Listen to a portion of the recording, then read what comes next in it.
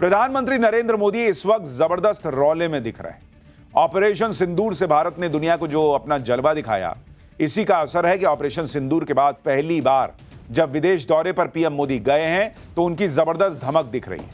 नरेंद्र मोदी इस वक्त कनाडा में हैं, जहां G7 समिट में हिस्सा लेने के लिए पहुंचे हैं। दुनिया के बड़े बड़े देशों के नेता वहां पर आए हुए हैं और ऑपरेशन सिंदूर के बाद प्रधानमंत्री नरेंद्र मोदी की जो गजब की पॉपुलैरिटी बढ़ी है, जो भारत की चर्चा दुनिया भर में हो रही है कि भारत ने गजब ठोका पाकिस्तान को, और भारत के बेखौफ अंदाज की चर्चा हो रही है, उसकी चर्चा के बीच अब जब प्रधानमंत्री नरेंद्र मोदी ग्लोबल लीडर्स के बीच बैठे हैं तो दुनिया भर की नजर प्रधानमंत्री नरेंद्र मोदी की मीटिंग्स पर है। G7 के सम्मेलन से पहले ही हर जगह चर्चा चल रही थी कि डोनाल्ड ट्रंप और मोदी मिलने वाले हैं, भाई उनका आमना सामना होने वाला है और क्या होगा।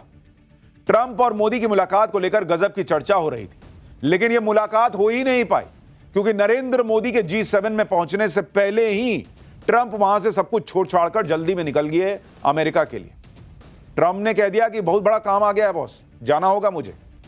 ट्रंप तो G7 सम्मेलन में फोटो खिंचवाकर और सम्मेलन बीच में छोड़कर भागे भागे अमेरिका पहुंच गए। क्यों पहुंचे आज आपको विस्तार से बताऊंगा, लेकिन G7 में अभी भी बहुत कुछ होना बाकी है। G7 में भारत का जलवा दिखना बाकी है और पाकिस्तान की धुलाई बची हुई है। कनाडा पहुंचकर पीएम मोदी ने कैसे पाकिस्तान और खालिस्तानियों को तगड़ा मैसेज दे दिया। G7 बीच में छोड़कर जाने वाले ट्रंप क्या बड़ा करने वाले हैं, और ईरान और इजराइल के बीच जो युद्ध चल रहा है उसमें भारत की भूमिका क्या होगी, पाकिस्तान को नरेंद्र मोदी कैसे एक्सपोज करने वाले हैं, ग्लोबल लेवल पर एक महायुद्ध सामने खड़ा हो गया है क्या, इस सारी हलचल की एक झलक देखिए, फिर विस्तार से चीजें बताता हूं।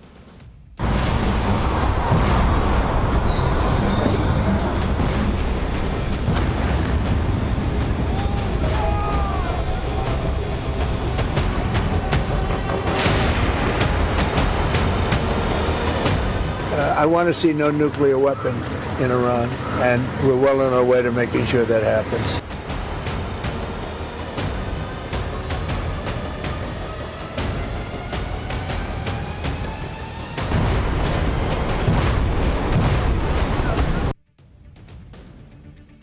कनाडा पहुंचते ही पीएम मोदी ने बता भी दिया है कि G7 की मीटिंग में उनका क्या एजेंडा रहने वाला है। पीएम मोदी ने सोशल मीडिया पोस्ट में कहा कि वो समिट में अलग अलग लीडर्स से मिलने वाले हैं।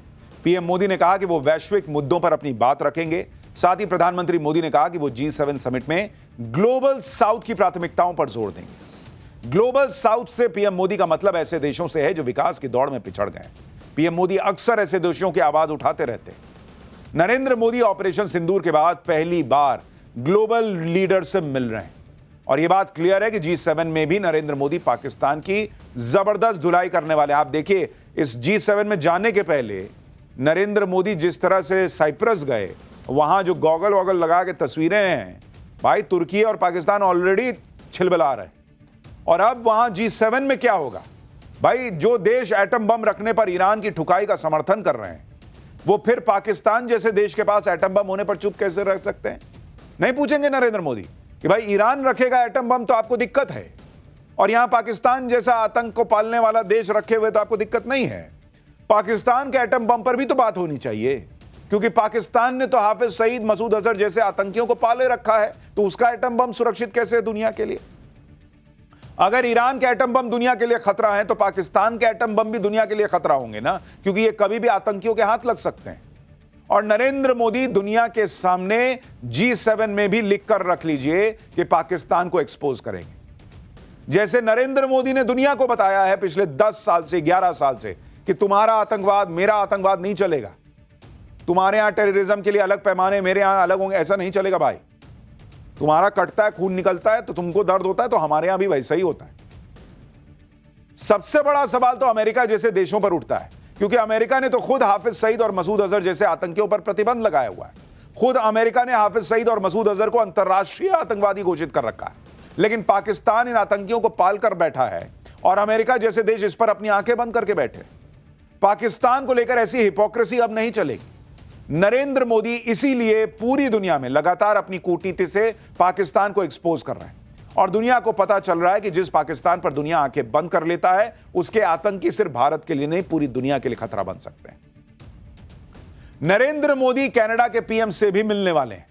कनाडा के पीएम ने नरेंद्र मोदी को फोन करके G7 में खुद इनवाइट किया था। कनाडा के पीएम पहले जस्टिन ट्रूडो थे, जो खालिस्तानियों को बढ़ावा देते थे, लेकिन कनाडा के नए पीएम ने खुद पीएम मोदी को फोन करके कहा था कि कनाडा भारत के साथ संबंध सुधारना चाहता है। कनाडा को अगर संबंध सुधारने तो खालिस्तानियों पर एक्शन लेना ही होगा। कनाडा में खालिस्तानियों को ट्रूडो ने खुली छूट दे रखी थी। नरेंद्र मोदी कनाडा के नए पीएम से साफ साफ कहेंगे कि कनाडा में भारत विरोधी हरकतें बर्दाश्त नहीं होंगी, इन्हें बंद करो। जैसे भारत ने पाकिस्तान को कहा है कि टेरर और टॉक साथ नहीं चल सकते, आतंक और पानी का बहाव साथ नहीं चल सकता, वैसे ही नरेंद्र मोदी ये मान के चलिए कि कनाडा को बता के आएंगे कि भारत से बिजनेस करना है तो ये जो खालिस्तानी बैठे हैं, वहां लाखों सिख समुदाय के लोग हैं, लेकिन उनमें से जो छुट्टन भर है वो ज्यादा उछलते हैं, खालिस्तान चाहिए, खालिस्तान चाहिए। तो इनको कंट्रोल करो यार। ये बोल के आएंगे मोदी। भारत का विरोध करने वाले दुनिया में कहीं भी रहें, नरेंद्र मोदी किसी को छोड़ने वाले नहीं। कल ही हमने आपको बताया था कि G7 में आने से पहले ही नरेंद्र मोदी ने तुर्की को निपटाया था। पीएम मोदी ने G7 में आने से पहले साइप्रस जाकर गजब का मास्टर स्ट्रोक खेला, जिससे पाकिस्तान के दोस्त तुर्की की हालत खराब हो गई। तुर्की कश्मीर के मामले में पाकिस्तान का साथ देता है, तो नरेंद्र मोदी साइप्रस में उस जगह तक गए जहां तुर्की अवैध कब्जा करके बैठा है और तुर्की को मैसेज दिया कि कश्मीर के बारे में बोलना बंद कर दो, वरना हम जब साइप्रस के साथ खड़े होंगे तो जैसे पाकिस्तान को मारा तुमको खुल्लम खुल्ला मार देंगे, बेकार की बात ना करो। नरेंद्र मोदी तो पाकिस्तान के दोस्तों से लेकर कनाडा के खालिस्तानियों तक सबकी जबरदस्त धुलाई कर रहे हैं, लेकिन इसी बीच डोनाल्ड ट्रंप क्यों G7 की मीटिंग छोड़कर अचानक अमेरिका भाग गए, इसकी चर्चा भी खूब हो रही है। G7 देशों का यह सम्मेलन कनाडा में तब चल रहा है जब इजराइल और ईरान का युद्ध अब हदें पार कर चुका है। अब तक जो बमबारी हुई थी वो सिर्फ ट्रेलर थी बॉस, असली पिक्चर तो अब शुरू होगी, क्योंकि अब अमेरिका इस युद्ध में कूद सकता है। और इस बात की चर्चा तब से हो रही है जब से डोनाल्ड ट्रंप G7 की मीटिंग बीच में छोड़कर अचानक अमेरिका भागे भागे चले गए। अब कोई हल्की फुल्की बात तो होगी नहीं कि G7 की मीटिंग छोड़े और चले गए। कुछ तो ऐसा साइन करना होगा, कुछ तो ऐसा ऑर्डर देना होगा, कुछ तो ऐसी मीटिंग करनी होगी जो फोन पे नहीं हो सकती, जो ऑनलाइन नहीं हो सकती। ट्रंप का वहां अमेरिका में रहना जरूरी होगा, इसीलिए ना गए होंगे दौड़ के, नहीं तो कोई G7 जैसा समिट छोड़ के जाता है।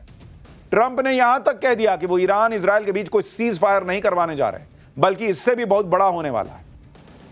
इसके बाद से पूरी दुनिया में खलबली मची है कि डोनाल्ड ट्रंप ईरान के मामले में क्या बड़ा करने वाले हैं। क्या कुछ ऐसा होने वाला है जिसकी कल्पना किसी ने नहीं की? क्या ट्रंप ईरान के सुप्रीम लीडर अयातुल्ला खामेनी को मारने का ऑर्डर देने वाले हैं?